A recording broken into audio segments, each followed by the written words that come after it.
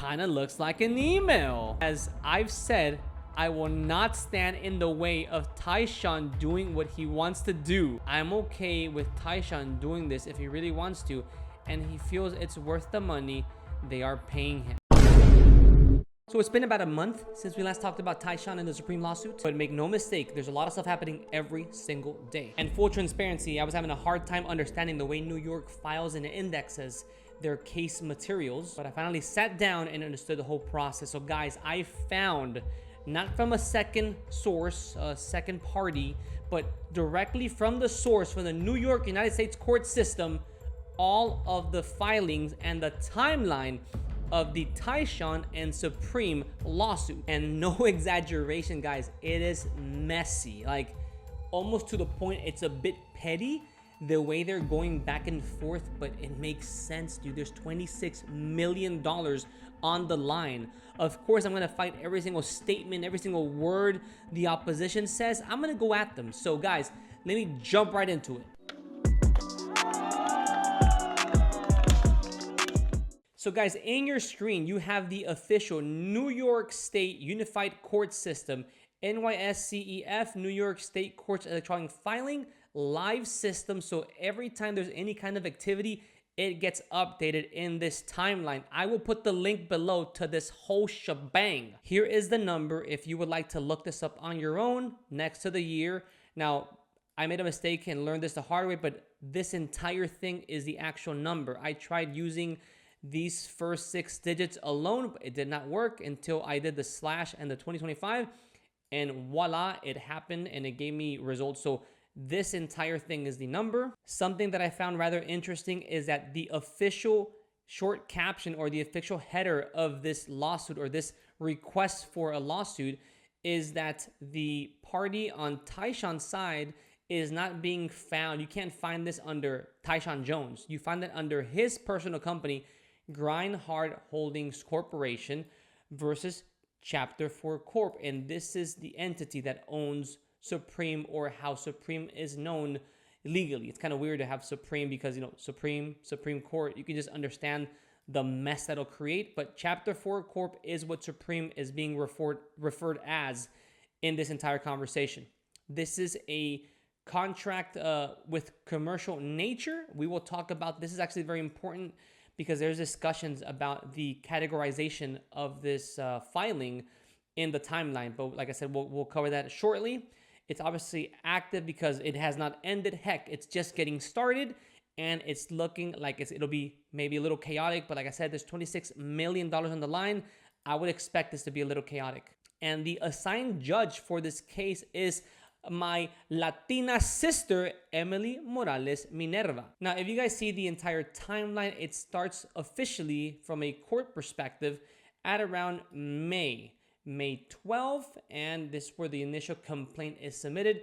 We've known this, like we don't have to go through every single, I guess, motion or activity at the early stages because we knew that he filed a lawsuit whenever it hit the media and everyone knew about this. So all these things, in my opinion, are actually pretty well covered. It's only until we get to this number 10, like step 10. This is the notice of the motion that Supreme submitted. They wanted to dismiss the case. We knew that already. Motion to dismiss. And I guess this is the lawyers and the entities on Supreme side. They're like, hey, because of the below information and the exhibits that have been, I guess, submitted alongside this document, we think that this should be dismissed. There is no grounds for to entertain this conversation with Tyshawn and his company. And this is the attorney company, the firm that's representing Chapter 4 or Supreme in this in their defense. So Tartar, Krinsky, and Dragon LLP. So essentially, this is them saying, nah, no validity, no weight. Let's get rid of this. Now, what happens after that? Well, we go to step 11, affidavit or affirmation in support of motion. So why do you think this should be dismissed? What kind of evidence do you have to prove? Of course, these are all documents, quote unquote, evidence, things that would, I guess, be produced in discovery if this hits the actual court in front of a jury or just in between judges. So via certified mail, the lawyers that are supporting or representing Supreme are saying, look, guys, this has no validity. Like, we don't even have to entertain this. Why? Because very clearly there is substantiated evidence where Tyshawn was in breach of contract. We clearly stated you cannot dip and dabble into these other brands. And we've collected 4 very solid points that you cannot ignore. Point number 1, Instagram posts and or stories appearing on accounts for Mr. Jones, Tyshawn, Marc Jacobs, Nigo, on or around August 15 and August 16, 2024. Bro, these guys were monitoring Tyshawn. They were monitoring him 100% like freaking hawks about what he was doing. Like, he's breaching. There's Marc Jacobs. There's other brands. He is violating that contract. Another bullet. An article on Complex Magazine's website dated August 16, 2024. Dude, apparently if he collaborates with a magazine, dude, for a photo shoot, that is somehow in breach of contract. Dude, here's where the term comes of you sold your soul to the devil. Yes, signing contracts alone and on its own is not a bad thing to do. But if you're out here freaking signing just anything, you can potentially fart, dude, or burp the wrong way, and you're like all of a sudden breaching contract. And it's like an unrepairable situation. Like, dude was in a Complex magazine, dude, and they're using that as evidence. That is insane, dude. I don't know if Tyshawn's, lawyers or legal department was like revising everything he was signing, but that's pretty insane in my opinion. But I digress. This is not my contract. It's Tyshawn's, or was. Third bullet, an article on the website of DNA Model Management, an agency representing Mr. Jones, dated August 16, 2024. Dude, he was still messing around with model agencies that are not affiliated to Supreme, which means that he is in look or in search of work elsewhere. So that $1 million a year was insufficient for him. Get the bag, bro. Get the bag. Like, at what point is too much, So maybe, in my personal opinion, right, this is not my contract, but I think this one is a bit of a stretch. Like, this shouldn't be added in a freaking contract. You should have fought this, dude. Like, just because somebody put something in a contract does not mean you need to sign it. Contract negotiations go back and forth for I've seen some that go back and forth almost a year because you're playing ping pong trying to find the right balance, that sweet spot. So leaving this in there is crazy work to me, bro. Like, you were overpaying your legal department, in my opinion, Tyshawn. But again, fourth bullet, an article. Here you go again with the freaking article conversation on Pause Magazine's website dated August 20, 2024. And these are all non-curable breaches. So you did something that we can't repair, bro. So therefore, your termination is instant, immediate. That is crazy, bro. So anyways, that's their logic behind the motion to dismiss. Before, when we found out there was submitting the motion to dismiss, we did not have the substantiated evidence, like your proof why you should dismiss it. You were just saying, go away. That's a lot of money. We don't want to pay that. But here's where the proof comes into play. So we've looked at steps 11 through 14 because those were the exhibits that they were providing. And like so, here is that agency that's representing Supreme, Tartar, Krinsky, and Dragon LLP. And here they're kind of just putting that final nail through the coffin where all these lawsuits they've worked on. See how this guy versus that. They're substantiating it further by saying, we are very versed in these type of conversations, and we have a multitude of scenarios where this is how that cookie crumbles. Don't fight us, fight the law, bro, because the law has sided with our perspective on this conversation, and they're putting a bunch of freaking examples, which is insane. So as of now, it's not looking good for Tyshawn as far as everything that Supreme has filed. But guess what? Tyshawn's side also did their thing, boy. By the way, before we talk about Tyshawn's side, one more document that I made reference to at the beginning of this conversation is that Supreme was requesting for this particular case to be filed and to be maintained within the commercial division. So basically, he wants professionals, judges, and any other legal entity around this conversation that is very well versed in commercial lawsuits, commercial contract. However, well, this is their formal request to do so. The court said, nah, bro, this amount is too high. There is a solid, identified dollar amount of $500,000 as the threshold. If anything exceeds that amount, it abandons the commercial division, and then it goes into this like elite type of lawsuit conversation that we won't be well equipped to substantiate here at this level. But for some reason that only Supreme and their legal counsel knows why, they were so focused in maintaining this lawsuit in this commercial division court. They actually went as far as submitting this formal letter to the judge, Tartar, Krinsky, and Dragan. And if we skip down to this paragraph right here, the amount in controversy far exceeds the commercial division's monetary threshold as set forth in the amendment and reflected in the amended complaint. Plaintiff seeks damages and exceeds $26 million, well over $500,000. Those damages were sought on contract claims as well as other claims, yada, yada, yada. However, this matter is not a non-commercial. What do you mean it's not a non-commercial? Like, they're saying it is commercial, and then they're like, no, it's not commercial. And then Supreme is saying, no, bro, it's not a non-commercial. Why? So they're hyper-focusing on the fact that the reason of this dispute is a breach of contract. Like, they're saying, don't focus on the money. Don't get tunnel vision. Don't focus on the money. We're here talking to you today because somebody breached the contract and they lost their job and they're suing us for that. So forget the money. That's what their position was. Like, dude, focus on why we're here, which is kind of understandable, but those parameters are set for a reason. So the judge actually responds to their request. Go to the bottom. Accordingly, the letter application is denied. So it's just like, oh, thank you for your letter, gentlemen. But no, it's still going to go to the next level. So yes, so there must be some kind of rule set, dynamic, and expectation that the legal firm that was supporting Supreme, they wanted to keep it somewhere very specific. I don't know, because they know all the plays, all the rules, the playbook, and they wanted to keep it there. And they were begging the court to keep it there. And the judge was like, thanks, but no thanks. We're moving it up.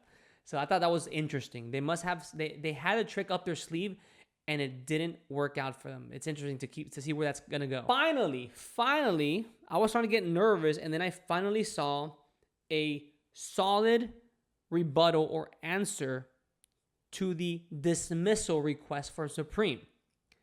Tyshawn Jones' legal side stated this to the judge and to the court. So Philip E. Klein, an attorney duly admitted to practice law before the courts of the state of New York, affirms to the truth, and nothing but the truth. But if you go down here and you start reading what he's saying, this dude, this Philip guy, is coming in with the receipts, bro.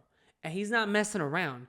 He starts telling the judge and the court that throughout the years, Supreme has consistently maintained a flexible approach to Tyshawn's professional engagement, permitting multiple brand collaborations and photo shoots across various contracts, notwithstanding the particular terms and conditions of the agreement between them that was then in effect, dude. He mentions collaboration with GQ Magazine, Balenciaga, Louis Vuitton, Como de Gracons. I don't know what that is, but it sounds like an expensive brand. Marni, Tudor watches, bro. That same year. Oh, my God. First of all, because this is two-part. He starts saying the year, bro, 2019, was one of the heaviest collaborations that Tyshawn has ever had. He was collaborating with every expensive brand you can imagine. And guess what? Supreme never had an issue with that. And then he doubles down, bro. He doubles down. He says that furthermore, he has proof. He submits his own exhibits where there's email exchanges, dude, where Tyshawn was messing around with Louis Vuitton, with Balenciaga, all these other brands, and they put in writing, yeah, we're cool with this. Yeah, we're cool with this, but don't take my word for it. Let's look at them. Exhibit A. Wow, this kind of looks like an email. What does it say? Hey, Phil, nice talking to you. Thanks for respecting the original, blah, blah, blah.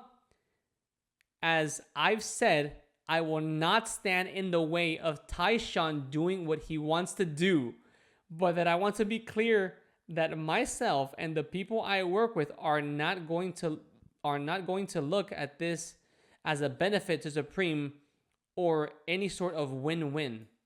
With that being said, I'm okay with Tyshawn doing this if he really wants to, and he feels it's worth the money they are paying him. So, true, I get it.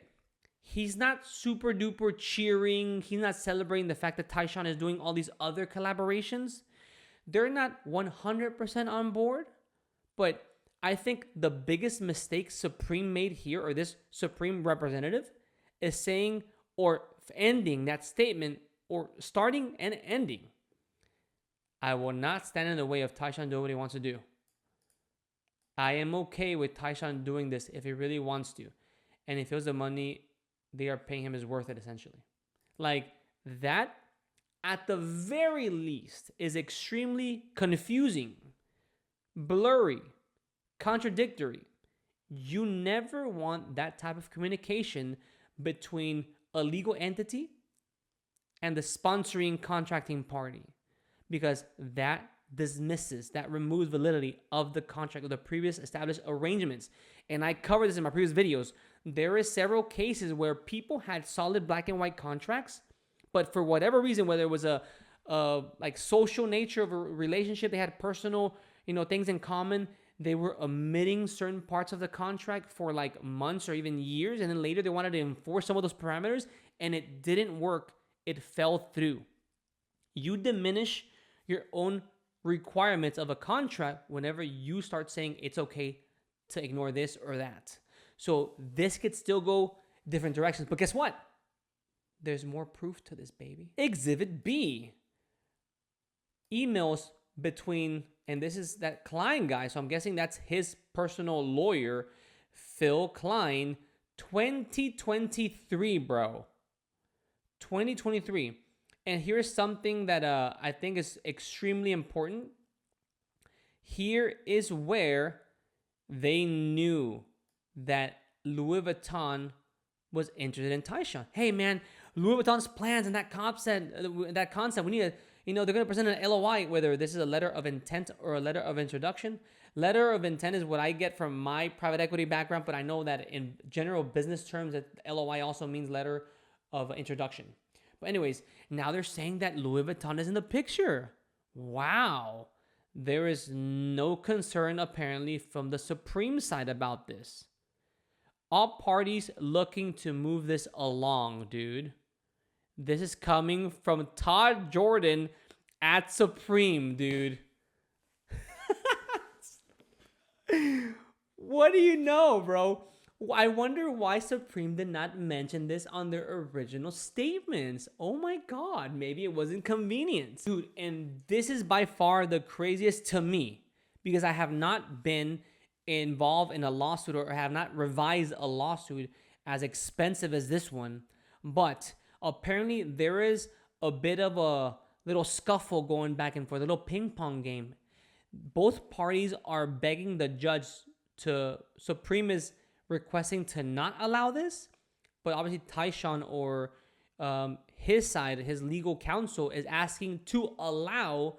Check this out. Let me zoom in here. There is a 7,000 word limit, which limits the length of memoranda of law in chief to 7,000 words. So apparently each party, when you're presenting your case and your position, you have a word limit. And it makes sense, because otherwise somebody will speak for half the day and it wouldn't even add any value to the conversation. There's some really long-winded people out there in law. But Supreme is saying, no, don't allow them to speak more than 7,000 words. Please, judge, don't do that. And Tyshawn's side is saying, yo, they accused us of so many different things. Breach of contract, that I was doing all this shady stuff. They defamed me. Now I can't get business anywhere else. They essentially ruined my reputation, not just in skateboarding, but in the fashion, luxury fashion world as well. So we have a lot to rebuttal, a lot to prove wrong, as the plaintiff. and I'm being limited to 7. That's almost like gaslighting, bro. Like, you're doing something to, like, initiate like a massive reaction to us, and then you don't allow us to speak freely. So that is a debate that they're going back and forth. This is still pending, yo. There is no formal response from the court regards to this word limit. So I'm very curious which way this is going to go. The Honorable Judge Morales Minerva will have to decide, but I found that very interesting that they're fighting over word limits, dude. That is gnarly. But again, I'm surprised in the sense that I've never seen it before, but I'm not surprised the logic, because maybe you can print with a certain amount of words, you can paint a very specific picture, and also 26 mil, bro. It's not a small amount. So I get it. You're gonna fight the nail and tooth for everything. So, anyways, guys, the latest here, because the latest stipulation that was submitted was that they're trying to make sure that they have the word limit freedom.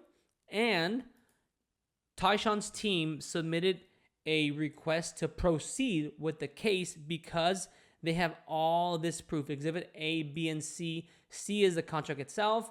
A and B are email exchanges stating that they have solid proof that they were okay with this, and now they were just trying to free up capital.